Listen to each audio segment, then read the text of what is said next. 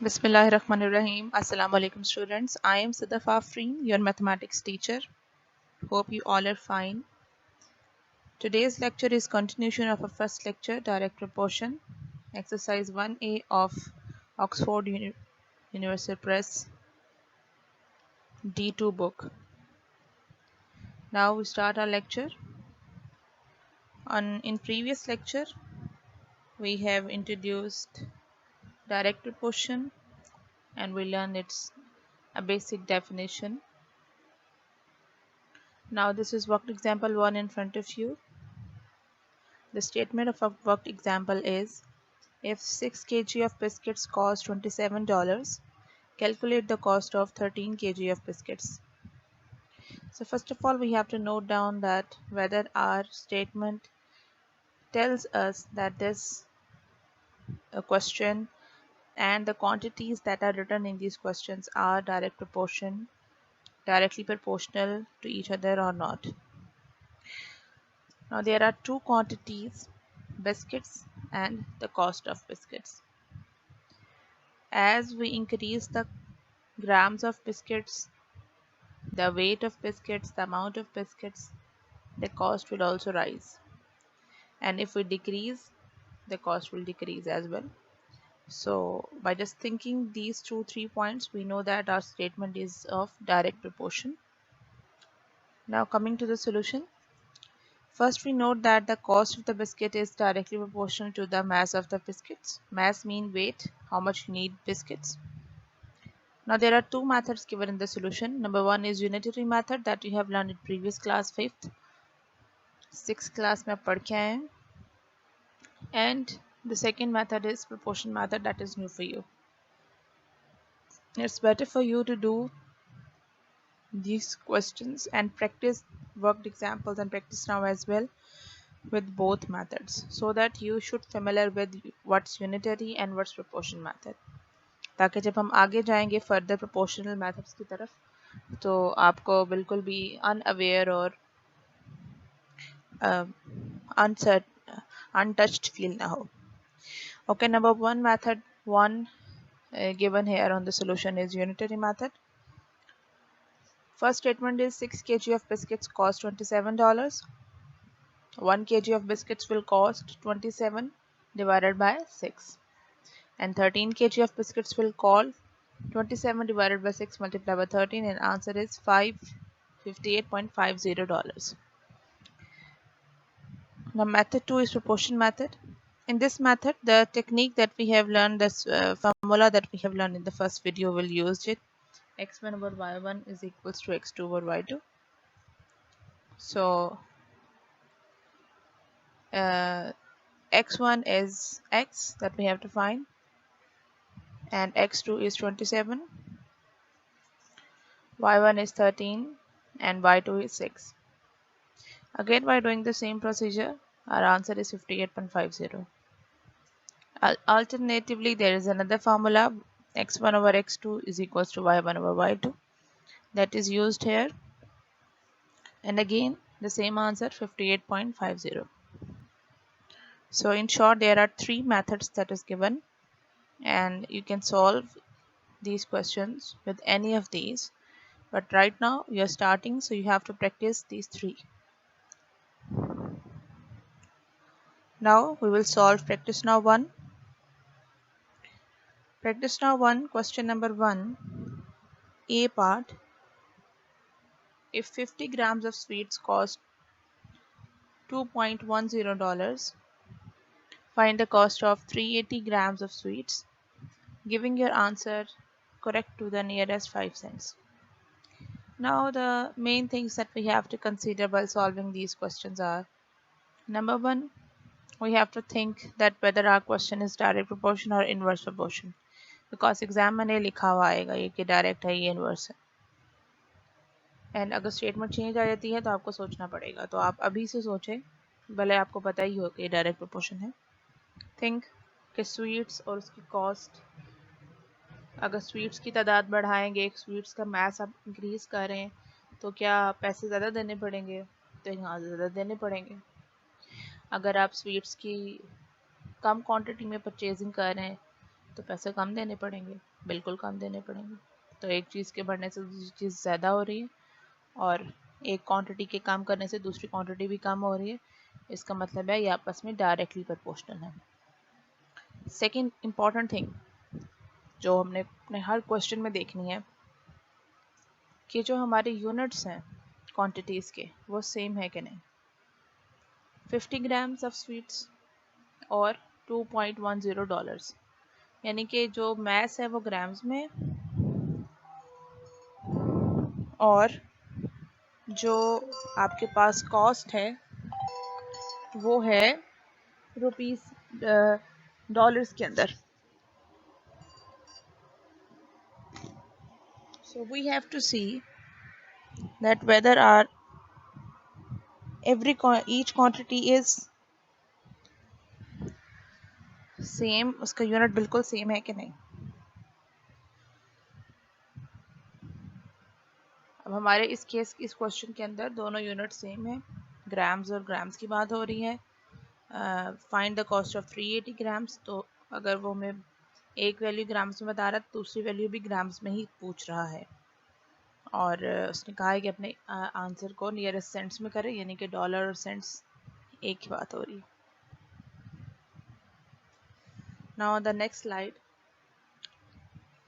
there is solution of A part. The cost of the sweet is directly proportional to the mass of the sweets. Unitary method. 50 grams of sweets cost $2.10. 1 grams of sweets will cost 2.10 divided by 50, and 380 grams of sweets will cost 2.10 divided by 50 multiplied by 380, that is $15.96. Now $15.96 statement में उसने कहा है कि nearest 5 cents पे लेकर आए। $15 हैं, 96 cents हैं, तो 96, अब आपने पैसे, आप समझे कि आपने शॉपकीपर को पैसे देने हैं, $15 दे दिए और 96 सिक्के देने हैं, ठीक है। तो वो आपको कहता है कि 96 के बजाय 95 दे दें, एक माफ़ कर दिया उसने, नियरेस्ट 5 पे ले आया, ठीक है। अगर 91 होता तो वो कहता है 90 दे दें। नियरेस्ट 5 का मतलब क्या है कि 5 वाले टर्म पे आपने आपका जो आंसर का जो लास्ट डिजिट है वो 5 होना चाहिए। मेथड 2 है proportion method. Let the cost of 380 sweets be x, तो x by 380 equals to x की जगह पे उसके x इक्वल्स x के, इक्वालिटी की दूसरी तरफ x न्यूमिनेटर में है, तो इक्वालिटी की दूसरी तरफ न्यूमिनेटर में है उसकी क्या चीज़ है न्यूमिनेटर में,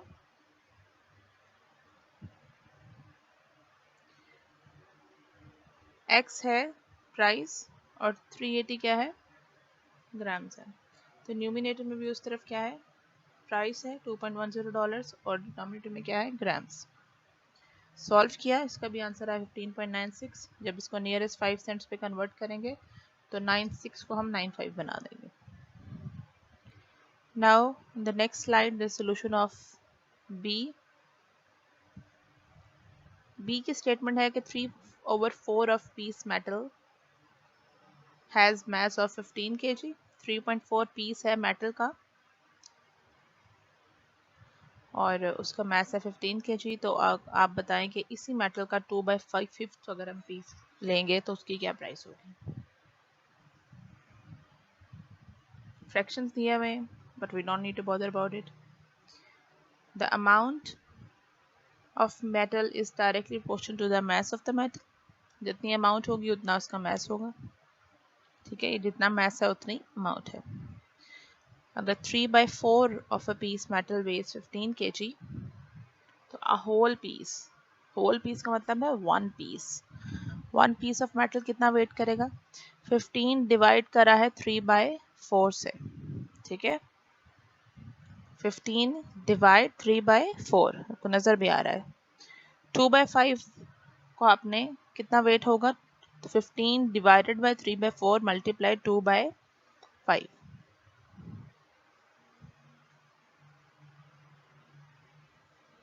अब ये जो 4 सबसे एंड पे है डिनोमिनेटर में, ये 2 के साथ मल्टीप्लाई करके 8 बन जाएगा। 3 5s are 15, 5 5 से cancel, your answer is 8 kgs।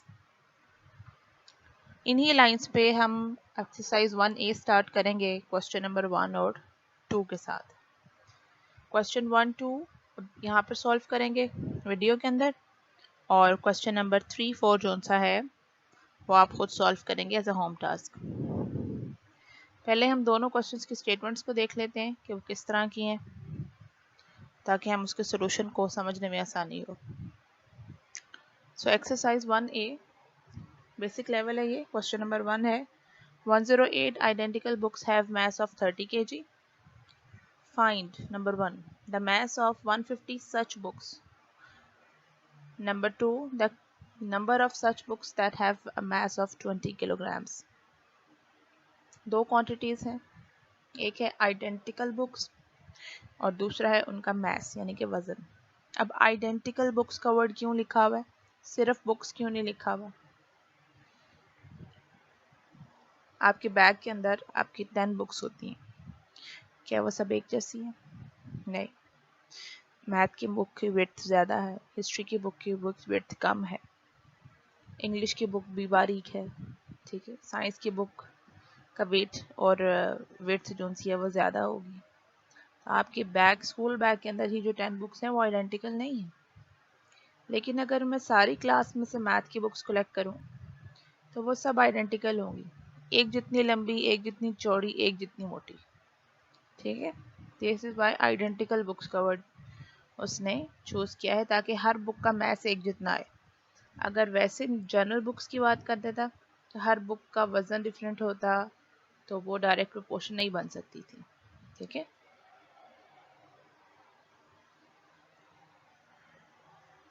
Second है इन अ बुक स्टोर।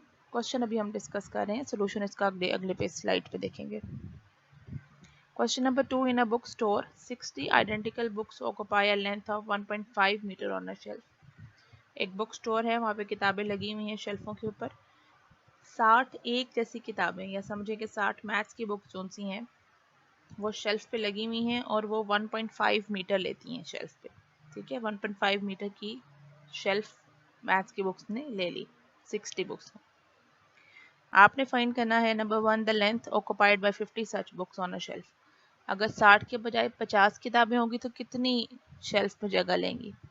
किताबें कम हो गई हैं, पहले 60 थी अब 50 हैं, तो शेल्फ की जगह भी कम हो जाएगी। Number second the number of such book needed to completely occupy the shelf that is 80 centimeters long. अब अगर एक 80 सेंटीमीटर्स लॉन्ग शेल्फ हो तो उस पर कितनी बुक्स आएंगी? अब यहाँ जो एक बात नोट करने के काबिल है वो ये है कि सेकंड क्वेश्चन के सेकंड पार्ट के अंदर यूनिट में डिफरेंस आ गया, मीटर और सेंटीमीटर। पहले हम इन दोनों यूनिट्स को सेम करेंगे फिर सॉल्व करेंगे। Now exercise 1A question number 1 का सोल्यूशन है the number of books is directly proportional to the mass of books. तो 108 books have mass 30 kilograms. One book has mass 30 divided by 108 kilograms. So 150 books have mass of 30 divided by 108 multiplied by 150. इसको उसने calculate किया और आपके पास answer है 41 whole 2 by 3 kilograms. आपका answer decimal में भी आ सकता है, लेकिन 41 पॉइंट समथिंग होगा, ओके। सेकेंड पार्ट जिसमें the math of the book, उसमें उसने कहा है कि आप बुक्स बताएं कितना है। 30 kg is the mass of 108 books. 30 kg। अब फर्स्ट पार्ट की स्टेटमेंट देखें, सेकंड पार्ट की स्टेटमेंट देखें। फर्स्ट पार्ट में ग्राम्स फाइंड करने थे ना, तो स्टेटमेंट में क्या है, ग्राम्स एंड पे है और बुक्स स्टार्ट में है। सेकंड पार्ट के अंदर बुक्स फाइंड करने थे, तो बुक्स को एंड पे लिखा है और मैथ्स को स्टेटमेंट के शुरू में लिख दिया है। 30 grams is the math of 108। तो 1 kg का मैथ क्या होगा, 108 डिवाइडेड बाय 30, और 20 kg का मैथ क्या होगा, 108 divided by 30 multiply by 20, that is 72 books. Now question number 2 the number of books is directly proportional to their length occupied on the shelf. Statement में शुरू में लिखा हुआ था कि 60 बुक्स 1.5 मीटर जगह लेती हैं और हमने फर्स्ट पार्ट के अंदर लेंथ बतानी है शेल्फ की। ठीक है, फर्स्ट पार्ट ये था कि अगर 50 बुक्स हो तो कितनी जगह लेंगी, यानी कि हमें लेंथ चाहिए, शेल्फ की लेंथ फाइंड करनी। इसलिए स्टेटमेंट देखें, पहली स्टेटमेंट क्या है सोल्यूशन में, 60 books occupy a length of 1.5 metre. जो चीज़ फाइंड करनी है उसको स्टेटमेंट के एंड पे लिख रहे हैं वो। वन बुक कंप्लीटली कितना ऑक्यूपाई करेगी, 1.5 डिवाइडेड बाय 60, और अगर 50 बुक्स हो तो वो कितना ऑक्यूपाई करेंगी, 1.5 डिवाइडेड बाय 60 मल्टीप्लाई बाय 50।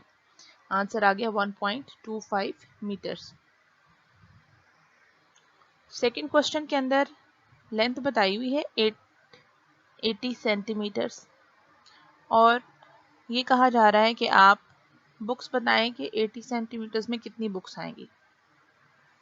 अब चूंकि लेंथ सेंटीमीटर्स में बताई है तो हम पहले जो क्वेश्चन के असल फर्स्ट जो स्टेटमेंट थी कि 60 बुक्स 1.5 मीटर ऑक्यूपाई करती हैं, तो हम मीटर्स को पहले सेंटीमीटर्स में कन्वर्ट कर लेंगे, फिर आगे चलेंगे। 1.5 मीटर्स को सेंटीमीटर में कन्वर्ट करने के लिए 100 से मल्टीप्लाई करेंगे, आंसर आ जाएगा 150 सेंटीमीटर्स। यहाँ पर मिस्टेक है, 150 सेंटीमीटर्स आएगा, ये मीटर्स लिखा हुआ है। ठीक है, अब स्टेटमेंट की पहली स्टेटमेंट क्या है कि 150 centimetre is the length occupied by 60 books. Books find करनी है, इसलिए बुक्स एंड पे लिखी है। तो 1 सेंटीमीटर लेंथ पे कितनी बुक्स आएगी, 60 डिवाइडेड बाय 150। और 80 सेंटीमीटर में कितनी लेंथ पे कितनी बुक्स आएगी, 60 divided by 150 multiply by 80, that is 32 books. I hope you understand these two questions. अब यहाँ पर आप ब्रेक लें, पास करें video, work example, practice now और क्वेश्चन नंबर 1, 2 इन सब को खुद करें सॉल्व। ठीक है, next slide is your home task. जो आपका होम टास्क है, आपने क्वेश्चन नंबर 5 और 6 सॉल्व करना है, इंटरमीडिएट लेवल दिया हुआ है। ये बिल्कुल उसी तरह से है जिस तरह से आपका क्वेश्चन था प्रैक्टिस नाउ 1 में B part. Find the cost of 10 kg of tea leaves when 3 kg of tea leaves cost $18। बिल्कुल इसी लाइंस पे करेंगे आप कि 10 kg लीव्स की क्या, find the cost of 10 kg of leaves. तो आप लिखेंगे कि 3 kg लीव्स कॉस्ट 18, तो 1 kg लीव कितने कॉस्ट करेंगे, 3 डिवाइडेड बाई 18, तो 10 kg कितने कॉस्ट करेंगे, 3 डिवाइड बाई 18 मल्टीप्लाई बाई 10। जो बी पार्ट है ये थोड़ा सा क्रिटिकल है, इसमें आप लिखेंगे कि B kilogram of sugar cost C. तो 1 किलोग्राम ऑफ शुगर क्या कॉस्ट करेगी, अब नंबर्स की जगह पर लेटर्स आ गए, सी बाय बी, और ए किलोग्राम ऑफ क्या कॉस्ट करेगा, सी बाय बी मल्टीप्लाई बाय ए। इसी तरह क्वेश्चन नंबर 6 है, 5/9 of piece of metal has mass 7 kg. What is the mass of 2/7 of the piece of metal? Just like the practice now B part. Okay, आपने उन्हीं lines पे इसको solve करना है। Thank you so much for your time. I hope you are all are doing your work. अपना काम मुकम्मल कीजिए, अपनी असाइनमेंट्स की पिक्चर्स बनाइए और ग्रुप में शेयर कर दीजिए। अपना बहुत ख्याल रखिएगा। अल्लाह हाफिज़।